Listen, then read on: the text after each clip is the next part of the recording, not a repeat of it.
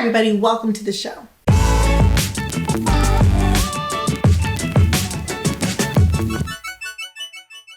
Hello everyone, welcome back to Raising A to Z, this YouTube channel all about homeschooling. My name is Amanda, I am a teacher-turned-homeschool mom, and Christmas is just around the corner. Literally December will be here in just a few days, and I am so excited for December. If you haven't noticed, I've done a whole series of videos all on Christmas and Christmas traditions and gifts and books and all things Christmas. And one of the things I talked about in one of my earlier videos was on this amazing ability to build traditions. And there are things that we do in our home that have become synonymous with the Christmas season. And those things are usually really inexpensive, really fun, and bring a lot of excitement and magic to our lives during the Christmas season. And as homeschoolers, we have the ability to really take advantage and really make this into kind of a big thing for us. Because our kids don't go to school during the day and they have a lot more free time during the day, we can actually really spend some time making these really fun activities and adventures for them and make the Christmas season really, really exciting and really magical. And even if you aren't homeschooling and you're just looking for some fun ways to build traditions or Advent activities, that's what I'm doing today. Talking about all the things that we can do that can be really great traditions or Advent activities if you're doing like an activity Advent calendar, which we typically do. Before I get into that, why don't you take a second, go down and subscribe, and then click the bell to get notifications. Every Monday, I put out a new video to help other people feel confident and comfortable with their abilities to homeschool their kids and to help their kids have a great educational childhood.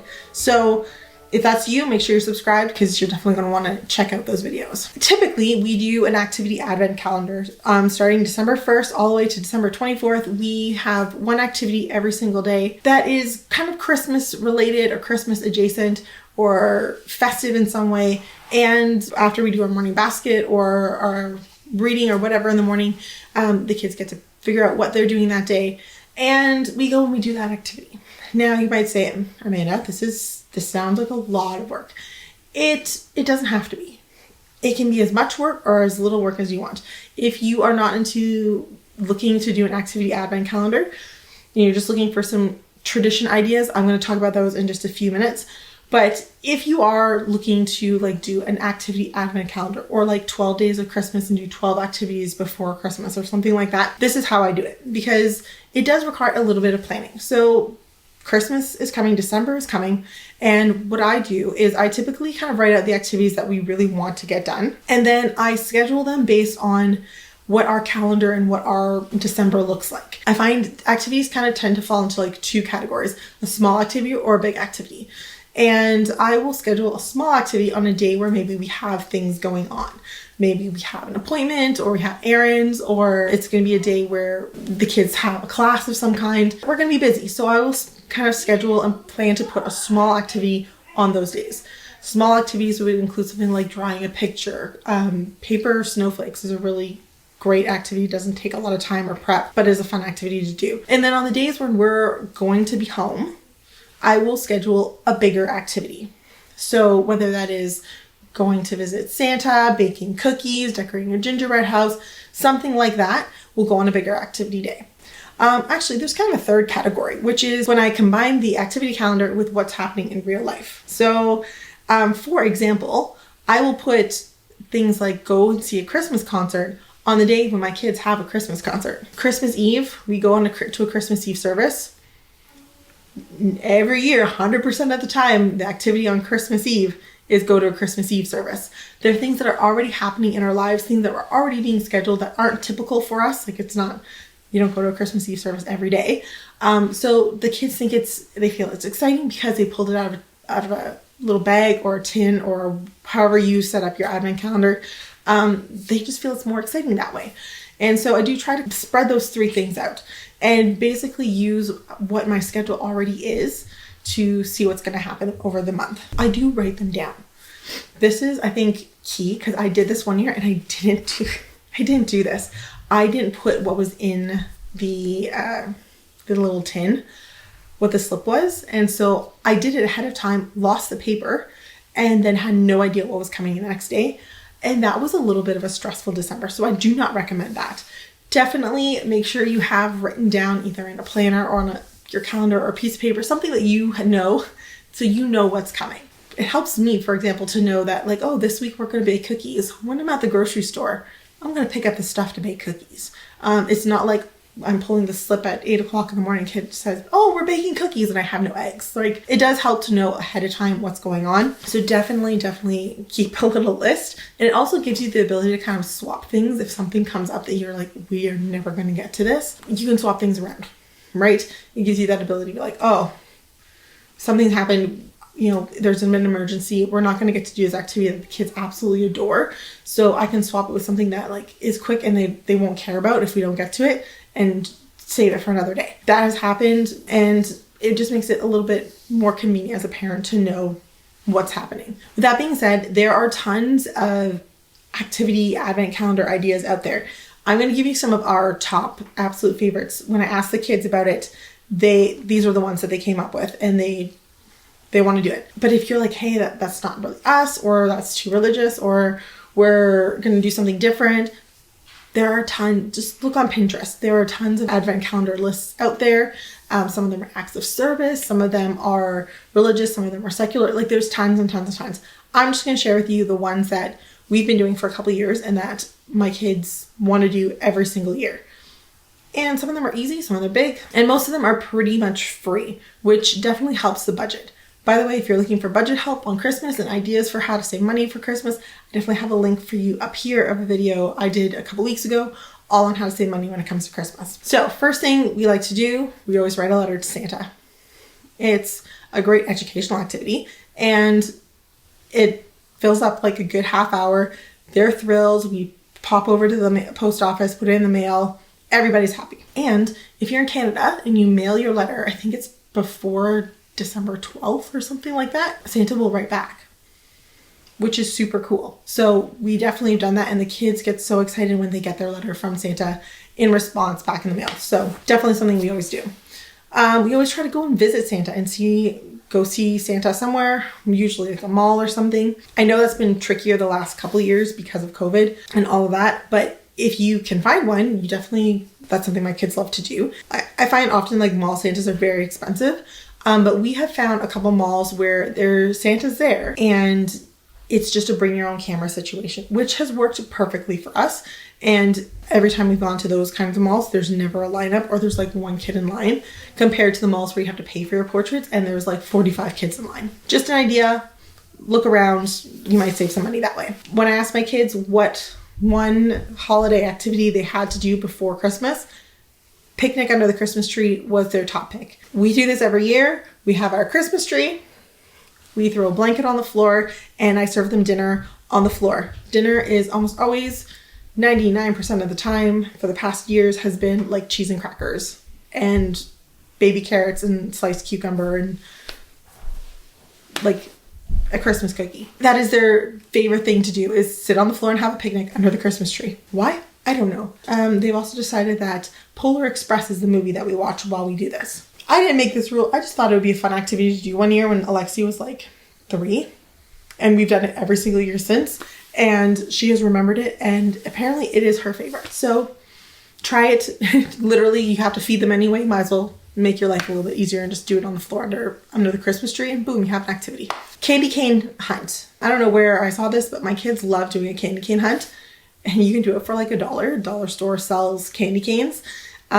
We will do like, I'll take them while the kids are in quiet time and just like hide them around the basement. I know how many there are because there's like 12 in a box or 20 in a box or whatever it is. And they will go and find the candy canes, kind of like an Easter egg hunt, but candy canes. They think it's great. And then I often use the candy canes in like a cookie recipe that I have where we put candy canes. So 2 birds, 1 stone, right? And you can also include things in that you have to do anyway. So decorating the tree, that's a great activity. Decorating your house, another activity. Decorating your outside space, whether it's your deck, your yard, putting up your blow-ups if you have blow-ups, or hanging lights, putting out a wreath. Any of those things can make great activities, and sometimes they can be a really short activity.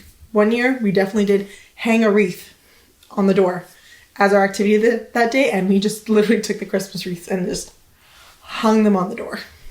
And my kids thought that was a great day. Yeah. Baking cookies. This is always a hit for us.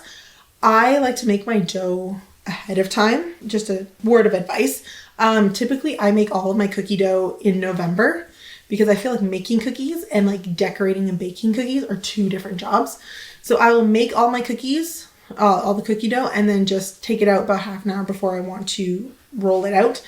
And then I'll do that then. So it kind of helps, especially with kids. I find it like making and baking is too big of a job. You could also bake and freeze cookies and then just take them out to decorate if that's something you want to do. Usually they only need about 5 to 10 minutes out of the freezer to defrost. So again, baking cookies, decorating cookies, great ideas. Gingerbread houses. This is my dad's favorite activity. We often do it with my parents. My dad loves to do it, and he does like a gingerbread house decorating day where all the grandkids get together and they all decorate gingerbread houses as a family.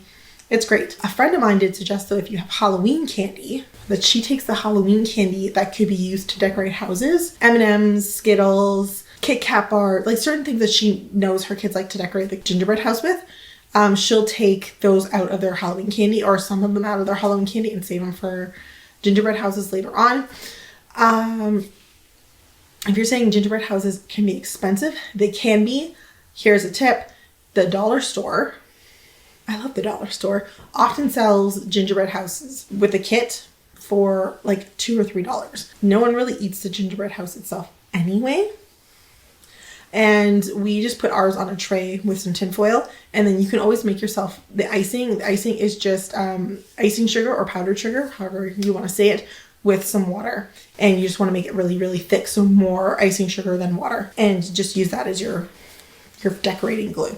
It works really well. It's not very expensive. It's always something we do. PJ days are a huge thing for us. I know a lot of homeschoolers like to spend their days in their PJs.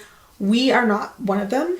We often get dressed. I just find we're more productive when we're dressed, or I'm more productive when we're dressed.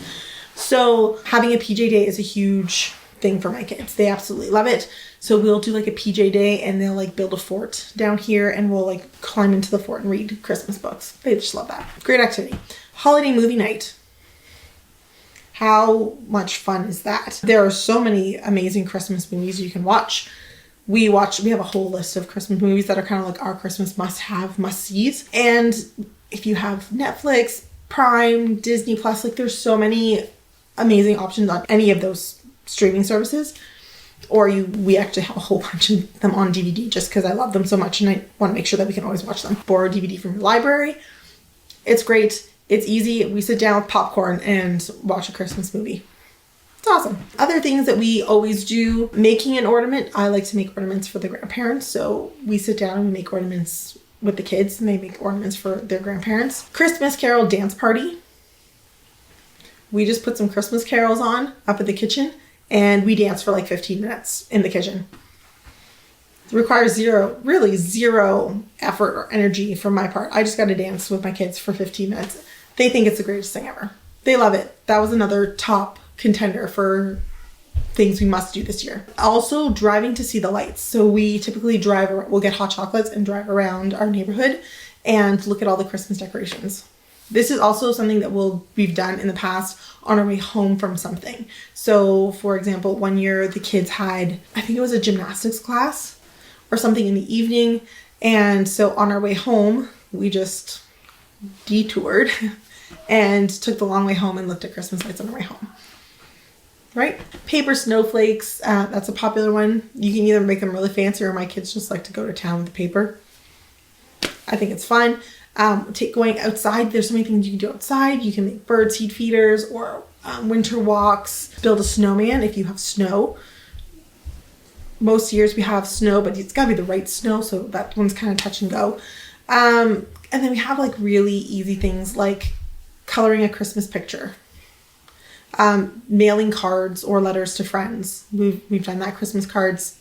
Literally, I've had the kids help me like put the stamps on, and we just take them to the mail. Super easy. A Christmas story time. I know a lot of libraries have them where they have maybe, a group of kids together to read a Christmas story.